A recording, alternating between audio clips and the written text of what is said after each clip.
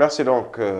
Toute la vérité qui se poursuit toujours avec Madame l'honorable Aïssatou Mbodj, Aïda Mbodj, députée maire, on l'appelle ainsi toujours. Alors, on parlait tout à l'heure avant la courte pause de la communication de manière générale du gouvernement, du régime. On a eu dire que le chef de l'État n'était pas content de la communication, notamment autour de la hausse des prix ou tarifs de l'électricité. De manière générale, certains disent que c'est une communication qui ne sied pas. Pas de communication de crise, et pourtant il y a beaucoup de communicants qui entourent le régime. Mais ces communicants, aussi compétents soient-ils, ne peuvent pas expliquer cette hausse. Et ces communicants sont des Sénégalais. De deux choses l'une. Ou bien ils essaient de défendre, d'être l'avocat du diable. Et dans ce cas-là, l'indéfendable, on ne peut pas défendre l'indéfendable. D'autant plus que c'est le président lui-même qui avait annoncé une baisse de l'électricité en 2020. Nous sommes à quelques encablures de 2020. Il y a quelques semaines. Donc, à quelques semaines, si on nous présente une hausse, je pense que personne ne risquerait sa crédibilité pour venir défendre l'indéfendable. On ne peut pas être l'avocat du diable. La deuxième chose, c'est qu'il faudrait qu'il soit informé de ce qui se passe d'abord. Parce qu'il me semble que, Monsieur le Président de la République, ses collaborateurs ne sont pas informés des tenants et des aboutissants de ces fluctuations. Pas seulement, mais si le Président de la République, si ses collaborateurs ne sont pas informés, finalement, lui, il ne le sera pas non plus. Peut-être il l'est. Peut-être il ne leur a pas dit ce qui se passe. Peut-être que les ministres ne sont pas accessibles pour donner aux communicants la matière à communiquer. En tout cas, dans tous les cas, ça nous intéresse moins. Nous, ce qui nous intéresse aujourd'hui, c'est de mettre les Sénégalais dans de bonnes conditions de vie. Et c'est ce qui manque aujourd'hui. Aujourd'hui, le Sénégalais est stressé. Aujourd'hui, le Sénégalais a peur du futur. Le Sénégalais a peur de savoir demain qu'adviendra-t-il de mon salaire. Est-ce que mon salaire sera en mesure de prendre en charge ma facture d'électricité? Est-ce que je pourrai accéder à l'électricité? Est-ce que mes enfants qui sont nés avec la lumière, qui sont nés avec cette électricité, qui sont nés avec ce monde moderne, qui sont nés avec la vie moderne, qui sont avec les smartphones, est-ce que mes enfants auront toujours accès à ces services? Bon, mais il y a le pétrole, il y a le gaz qui nous ne l'avons pas encore senti. Parce que On voyez-vous, l'annonce, en Biraï, tout cas. on est en train de vouloir privatiser la Sénélec, on va vers ça. Parce Qui que sera en holding selon, nous en tout cas, avons certaines informations. entendu que le président a reçu Philson. Depuis lors, les Sénégalais sont inquiets.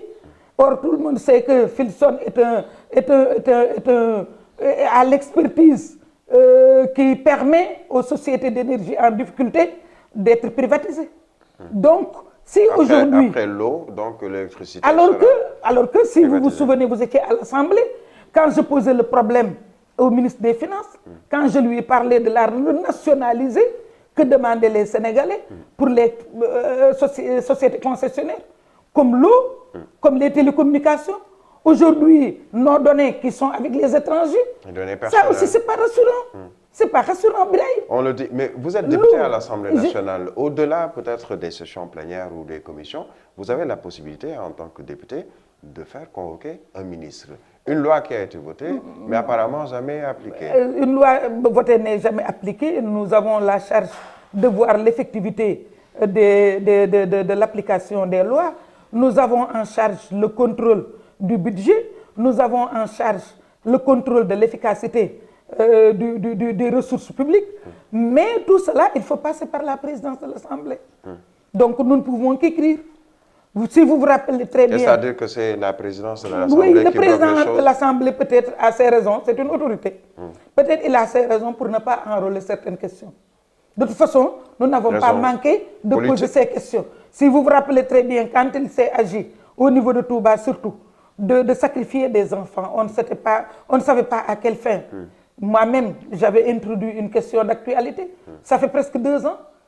Des questions d'actualité, le champion en question d'actualité, c'est Mamadou Lamine Diallo de Tekki.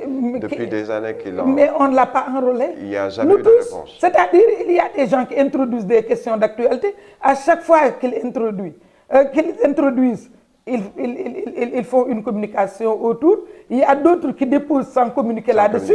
Mais c'est notre Jamais job de réponse. et nous le faisons. Mais quand on n'a pas Mais de de l'autre réponse, côté, il y a on n'est pas enclin, Le effectivement. blocage vient du président Non, de l'Assemblée on nationale. pose sur la ou- table du président. Donc, il appartient au président de l'Assemblée d'enrôler. Est-ce que vous lui avez posé justement cette question? Pourquoi est-ce que ces questions d'actualité Bon, je pense au que gouvernement, non, je entre pense autres, n'ont que jamais je de pense que réponse? c'est pas la peine de poser la question. Il le D'abord, on n'a pas cet espace de convergence où on demande aux députés de dire ce qu'ils pensent du management de l'Assemblée. On n'a pas cette possibilité. Au niveau des non-inscrits, non-inscrits sont assez nombreux. Or, on passe un mois et puis on laisse l'autre gérer. Donc, et quand on est représentant d'un non-inscrit, on ne fait pas état de ces états d'âme, pour ne pas me répéter, au niveau de la conférence des présidents. D'accord. Alors, un vice-président de l'Assemblée nationale, Moustapha Cissé Lo, justement en prenant en considération vos propos, demande même l'audit de la gestion de l'Assemblée nationale. Propos politiques ou une nécessité selon vous? Il me semble, parce qu'à aucun moment, je n'ai entendu les reproches faits en tout cas, faits au président de l'Assemblée. Je ne connais pas ces reproches-là. Ce que je peux dire, en toute franchise, c'est que peut-être Moustapha a des comptes personnels à régler. Il a ses comptes politiques à régler. Évidemment, il peut les régler parce que, comme j'ai l'habitude de le dire, Moustapha Cissé Lo est un militant très légitime, est un responsable. Au niveau de la BR, il est très légitime. Mais moi, j'ai ma liberté d'analyse. Je n'ai pas vu, en tout cas, quelque chose qu'il pourrait reprocher au président de l'Assemblée. Maintenant, il en a parlé. J'ai vu sa lettre à la presse comme tout le monde. Mais je n'ai pas, en tout cas, avant ces états d'âme-là, je n'ai pas entendu les reproches qu'il pourrait faire au président de l'Assemblée nationale. Ce que je sais, c'est qu'on voyait venir. Parce que déjà, lui, il a demandé l'audit de sa gestion au niveau du Parlement de la CEDEAO. Donc, j'en ai discuté avec quelques amis, comme les membres de Lamine et autres. Je leur ai dit que Moustapha est en train de préparer quelque chose. Mais même de la tribune de l'Assemblée, il n'a pas évoqué ce problème de mauvaise gestion. De gestion de l'Assemblée nationale. Il parlait plutôt de la mauvaise gestion des intrants. De ces intrants. Vous êtes du Baol, on sait que toute cette zone dans le Saloum, le Baol, ce sont des zones où justement il y a beaucoup d'agriculteurs, de producteurs. Vous êtes président d'un parti, vous avez cheminé avec beaucoup d'entre eux, vous êtes allé vers ces populations. Aujourd'hui, quel est votre sentiment quand vous voyez la situation où le prix plancher était fixé à 210 francs par le gouvernement, le CNIA, et on a vu que la majorité des agriculteurs ont vendu leurs graines à d'autres. On bazardait, vous devez dire pas vendu, mais on bazardait avant l'arrivée de la Sonacos. Oui. Avant le prix qui, annoncé. À 15 jours après le démarrage, mais s'est trouvé imaginez, à peine 1000 tonnes. depuis la fin de l'hivernage, depuis cette époque, le paysan qui n'a pas d'autres ressources, qui a ses enfants à envoyer à l'école. Entre-temps, il y a eu les fêtes traditionnelles, Tabaski, Korité, Magal, Gamou et tout. Le paysan qui a besoin de vendre son produit. Donc, et d'autres, autres que les acheteurs de l'État, d'autres vont les voir jusque chez eux pour effectivement brader leurs produits. Et même les 210... à un prix même différent, pour ne pas dire un meilleur prix, puisqu'ils ont vendu à 250, voire même un peu plus. C'est pourquoi ils ont lancé une campagne pour leur demander de venir, mais ils ont vendu avant à meilleur prix. Parce que les paysans aussi sont informés du prix de l'arachide au niveau mondial. Parce que ceux qui achètent l'arachide pour les exporter vendent jusqu'à 800 francs par kilo. Est-ce qu'il faudrait un audit justement de ces semences? Parce qu'on a entendu, par exemple, le ministre de l'Agriculture, ou lu il y a quelques jours, annoncer que désormais, ou dorénavant, il n'y aura plus de semences distribuées aux gros producteurs. Qui est gros producteur? Est-ce qu'il faudrait d'abord la liste de ceux qui en bénéficient? Qu'ils nous définissent qui est producteur. Parce qu'on sait comment ils distribuaient les bons. Ce sont ces fameux bons-là qui ont effectivement déstabilisé le système. Parce qu'ils ont pris des producteurs à eux. ce qu'ils appellent gros producteurs, ils n'ont qu'à nous donner la liste des gros producteurs. Parce qu'il y a véritablement des producteurs. Il y a de vrais producteurs. Mais eux, ils ont déstabilisé le système et ils se sont fait infister. Les producteurs ont vu d'autres personnes qui n'ont jamais eu contact avec l'arachide, qui ne connaissent pas où passent les semences ou les intrants. On peut appeler agriculteurs du dimanche ceux qui ne vont au champ que le dimanche. Mais ceux-là n'ont jamais entendu parler d'agriculture. Ce sont leurs producteurs ont bénéficié de bons. Est-ce que je ne vous parle pas de produits, mais de bons. C'est-à-dire, ils se voient octroyer un bon et à partir du bon, ils viennent marchander avec quelqu'un qui en a besoin, mais qui n'a pas accès effectivement au sésame pour effectivement payer. Vous êtes apparemment très informé. Je suis très informé, je connais même les noms. Mais qu'est-ce qui vous empêche de nous donner au moins 2 ou 3 noms ou c'est au ministre de le faire? Ça ne me regarde pas, il appartient au ministre de le faire. Il a parlé des producteurs, mais il ne peut pas s'arrêter en si bon chemin, il n'a qu'à nous dire qui sont ces gros producteurs. C'est sous ce régime de Macky Sall ou mais pas sous ce régime seulement, mais ça a démarré bien avant? Cette année, non. C'est seulement cette année que cela s'est passé? Non. Pendant tout le régime de Macky Sall, il y a des supposés producteurs qui ne le sont pas. Oui. Alors, mais monsieur le ministre, vous êtes interpellé et c'est l'honorable député... Et je lui dis qu'il ne peut pas s'arrêter en si bon chemin, parce qu'il risque de léser les vrais producteurs. Vous confortez donc Moustapha Cissé Lo dans ces... Mais Moustapha Cissé Lo est une voix autorisée. Quand même, quoi qu'on puisse dire, Moustapha Cissé Lo est une voix autorisée. Il ne peut pas parler comme ça dans l'air. Certes, il a ses états d'âme. Tout le monde le connaît. Mais il règle des comptes politiques. Nous, ça ne nous concerne pas. Mais... c'est une voix autorisée. C'est le premier président, c'est le premier vice-président de l'Assemblée nationale. Il est président de la Chambre de commerce et d'industrie et d'agriculture, de la région de Diourbel qui est dans le bassin arachidier. Donc il sait de quoi il parle. Maintenant, il le savait avant, il n'en parlait pas parce qu'il n'en voulait pas à ses amis. Maintenant qu'il en veut à ses amis, il en parle. C'est tout ce qu'on peut lui reprocher. Alors, vous êtes député à l'Assemblée nationale, 13e législature. Alors, vous avez été également dans d'autres... si aujourd'hui, vous deviez noter l'Assemblée nationale, cette législature, de 0 à 20, pour revenir à l'enseignante, quelle serait la note que vous donneriez aujourd'hui à cette législature? Bon, ce que je dois dire, c'est que chaque gouvernement qui est là a sa majorité. Et c'est une majorité qui ne veut pas de débat contradictoire. Même à l'Assemblée. Même à l'Assemblée, le lieu du débat démocratique.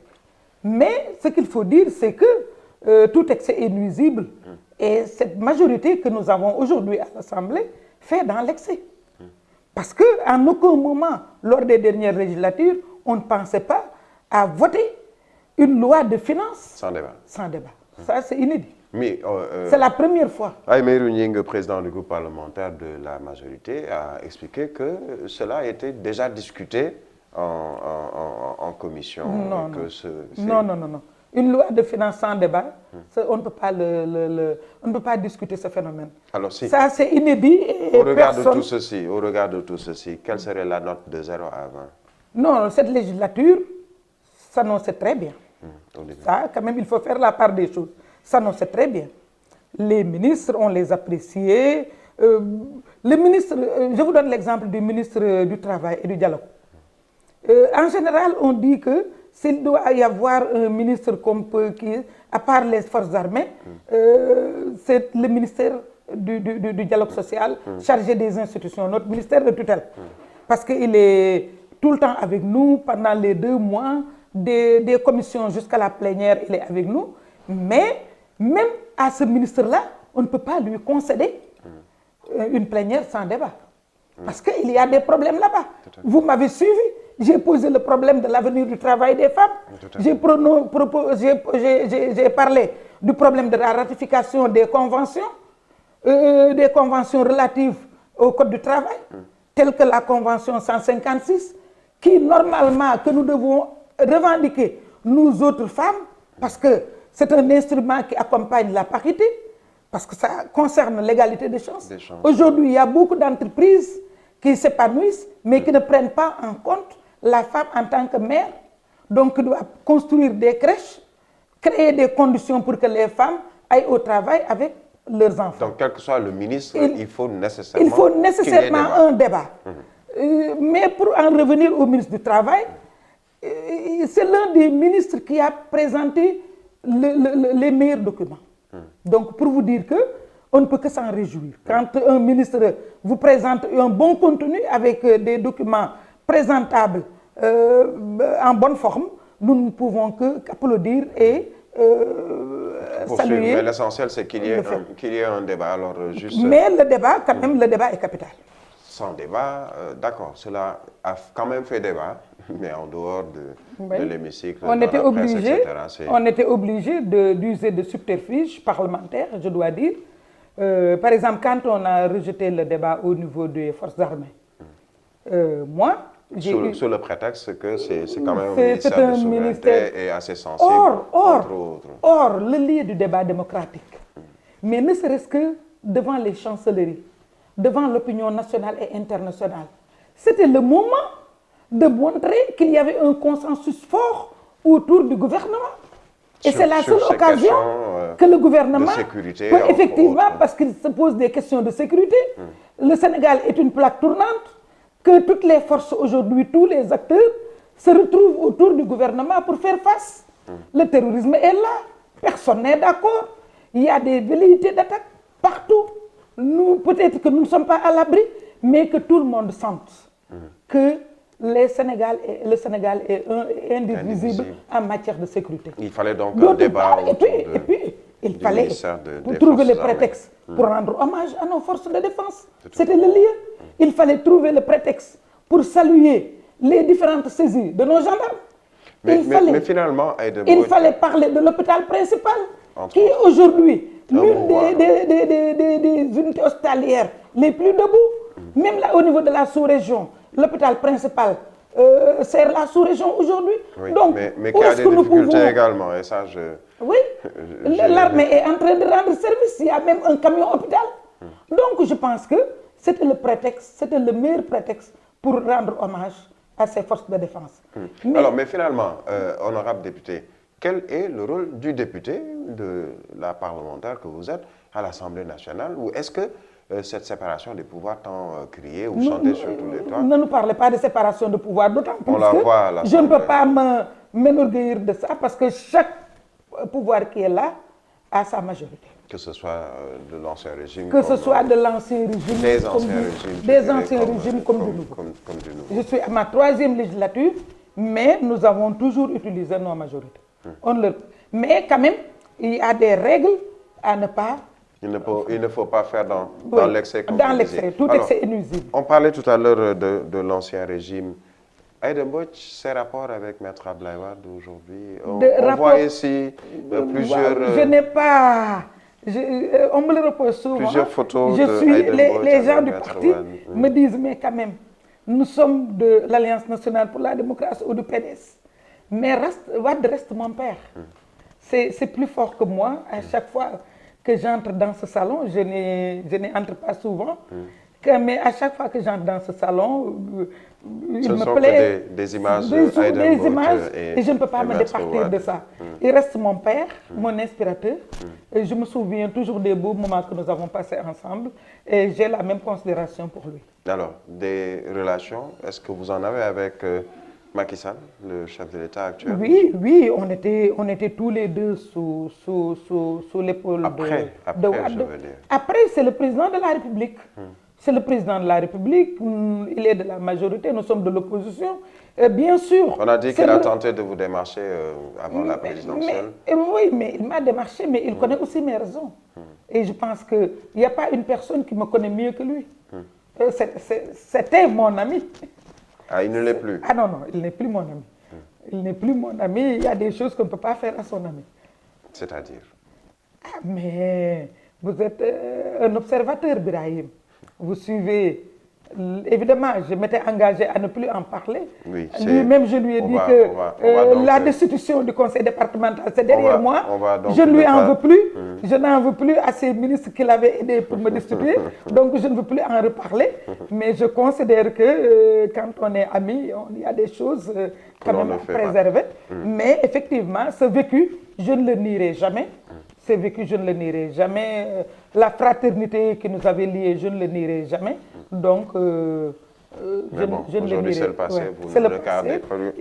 Il a sa majorité, je suis dans l'opposition. Alors, dans l'opposition, avec un parti, je le disais à l'entame, And Saxal Liggéey, qui a quand même presque 6 ans. Tout à fait. Machallah. Alors, aujourd'hui, comment se porte votre parti et quelles sont les perspectives? Parce qu'on le sait déjà, vous, à l'Assemblée nationale, grâce au parti. Vous êtes à l'Assemblée nationale, mais il y a également le dialogue qui a fait presque reporter ces élections. Oui, nous avons, comme je l'avais dit, nous sommes partie prenante au niveau du dialogue. Nous avons voulu y aller en toute souveraineté au niveau de notre parti. Ça a été discuté et tous les segments du parti, effectivement, nous ont donné mandat à participer au dialogue.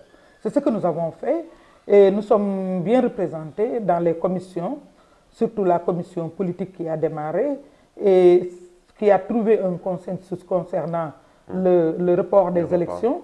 C'est pourquoi je l'ai revendiqué ici et ailleurs, parce que je pense que c'est plus responsable quand on a été à la base d'un consensus de le revendiquer pour effectivement... Et d'assumer, que tout le monde puisse assumer. Pour être égal à soi-même. Alors, des perspectives par rapport à votre parti, on sait que vous avez été maire de Bombay. Oui. Le parti aujourd'hui... Vous avez voulu être présidente et je pense que vous êtes toujours dans cette optique du Sénégal, puisque candidate malheureusement... Bien sûr, dès lors qu'on a créé un parti, on a une ambition légitime d'être à la tête de son pays. Nous travaillons autour de cette ambition et je pense que bientôt nous aurons les moyens d'assurer cette ambition. Le parti est en train d'étendre ses tentacules à travers le Sénégal et dans la diaspora. Nous avons des représentants partout au niveau de la diaspora comme dans toutes les régions du Sénégal. Nous travaillons à l'élargir, nous travaillons à le massifier, nous travaillons à consolider les acquis que nous avons obtenus jusqu'à présent. Nous sommes à la vente de cartes et cette vente de cartes va nous permettre de connaître les potentiels, les différents potentiels que nous avons au niveau de chaque localité pour avoir des candidats.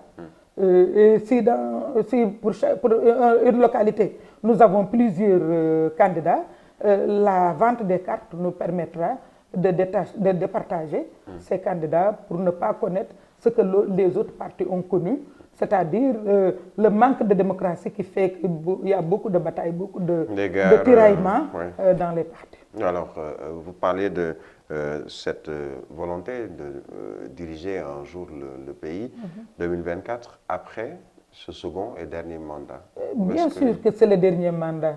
Lui-même, vous en êtes sûr de ce... Ah, mais c'est sûr, c'est-à-dire que au niveau de son parti, c'est au niveau de son parti qu'il y a des doutes. Parce qu'au niveau de son parti... Mais vous ne doutez pas de... Non, nous ne pouvons pas douter de ça. De ces propos non, nous ne pouvons pas. Et en toute franchise, moi je le connais.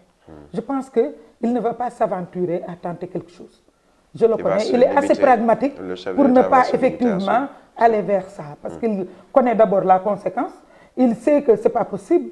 Et lui-même, il l'a dit. Et je pense que quand la personne fait des déclarations, on peut avoir un préjugé favorable. Donc, pour croire à ce qu'il a dit. Mais c'est au niveau de son parti où ça pose problème, où chacun se positionne pour le remplacer. Parce qu'il a commencé un mandat qui n'a pas encore... qui a démarré. Qui a démarré, alors que son dernier mandat, sa première année de son dernier mandat n'a pas encore fêté son anniversaire. Donc c'est ça qui pose problème. Mais en ce qui nous concerne... Ça vous arrange, hein, finalement. Bon, c'est quand même gênant. C'est quand même gênant parce que c'est le parti au pouvoir. C'est le parti qui nous gère. C'est le parti qui gère l'État du Sénégal. Et puis nous avons des personnes d'en face. Nous avons les chancelleries qui s'intéressent à ce débat abject. Nous avons nos partenaires, les PETEF, qui doivent libérer des ressources pour l'aide au développement, qui assistent quand même à un débat indécent. à des échanges qui. C'est finalement au chef du parti ou au président de la République de dire c'est pas intéressant. Halt, stop, C'est fini pas la intéressant. récréation. Je pense que ses amis lui avaient conseillé, ses amis des assises lui avaient conseillé dès lors qu'il a signé la charte des assises de se démettre de son statut de chef de parti. Mais aujourd'hui, ce qui se passe gêne tout le monde. D'accord. Gêne tout le monde. Aïda Mbodj, peut-être, honorable, votre dernier mot. On est déjà au terme de cette émission. Mais vous n'avez pas fait tous les ministères à l'Assemblée. On peut pas. Parce que moi, il y a des questions qui me tiennent à cœur, telles que le problème posé au niveau du ministère des Transports, le problème de la route, Bambey, on aura une autre opportunité. Le problème du marigot de Mbao. Sont des problèmes que j'ai eu à poser, qui me tiennent à cœur. Et je ne manquerai pas de faire. Parce que cette année, nous aurons la chance d'avoir les ministres en audition à partir du mois de mars. Et à partir de ce moment, nous, on aura l'opportunité de revenir. Très rapidement. D'accord. Et ce sera toujours avec un plaisir. D'accord. Tout le plaisir est pour moi. Je voudrais vous remercier, Birahim, remercier vos équipes techniques, remercier la direction de la télévision, la direction des médias.